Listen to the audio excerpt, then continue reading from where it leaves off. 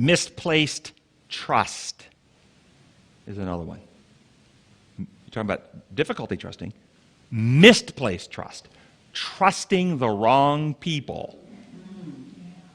Trusting others to tell you the answer. I know people from a Mormon background. And some people in that circle trust the prophet. There's a living prophet in the Mormon system. Some people in the Catholic trust the Pope or the priest. Trusting someone else to tell you. Remember this quote? I've shared it many, many times. I'll share it again. 2 Testimony 1:29. If we mistake the wisdom of man for the wisdom of God, we are led astray by the foolishness of man's wisdom. Here is the great danger of many in, and you can fill in the blank. Many in where? They have not an experience for themselves. They have not been in the habit of prayerfully considering for themselves with unprejudiced, unbiased judgment questions and subjects that are new and ever liable to arise. They wait to see what others will think. If these dissent, that is all that's needed to convince them that the subject under consideration is no account whatever. Although this class is large, it does not change the fact that they are inexperienced and weak-minded through long yielding to the enemy, and will always be as sickly as babes, walking by others' light, living as on others' experience, feeling as others feel, acting as others act. They act as if they had not an individuality.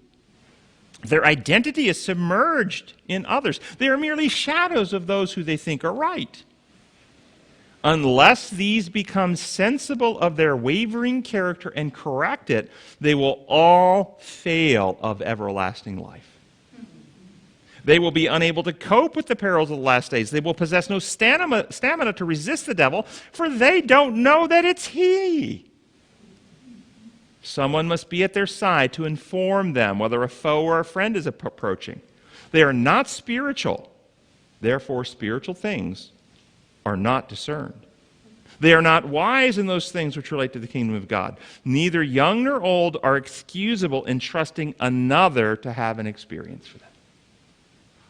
I love this quote. Do you know why I love this quote? Because it describes reality so clearly. What is the problem with the people here described? They have never learned to think for themselves, and they have never learned to trust Jesus for themselves. They put their trust in someone else, not in Jesus. Get your mind around that. Their trust in their pastor, their pope, their general conference, their 27 fundamental belief system. See how old I am? Should be 28, I know. This is why they all fail. Their trust is misplaced.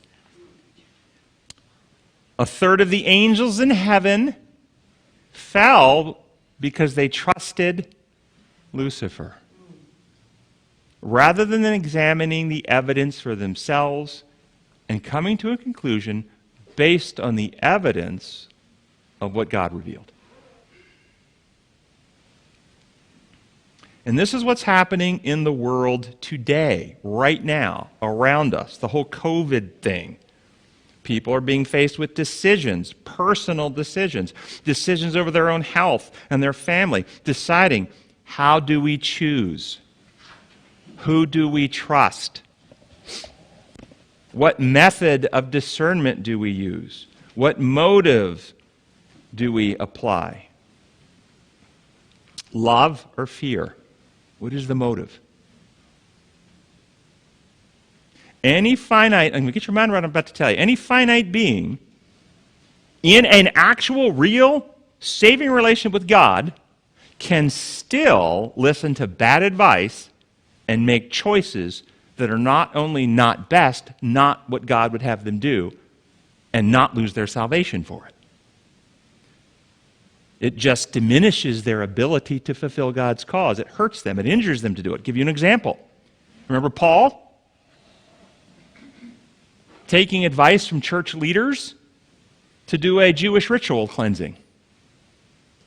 If you read in the book Acts of the Apostles on page 404, that author says that the advice of the church leaders stemmed from cowardice and was contrary to the gospel and was not consistent with the message Paul had been teaching. Paul did not lose his salvation for doing the ritual, listening to that advice. He lost his freedom, had his ministry shortened, and his life shortened.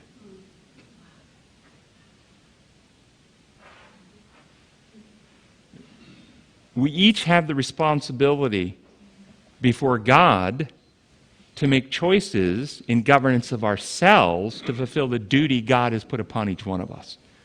Not to listen to other human counselors to tell us. Now, let me be very clear. Let me clarify what I just said. It is wisdom to get input from others that you then prayerfully process through your own discernment and judgment and make your own choice. It is foolishness to surrender the choice to others.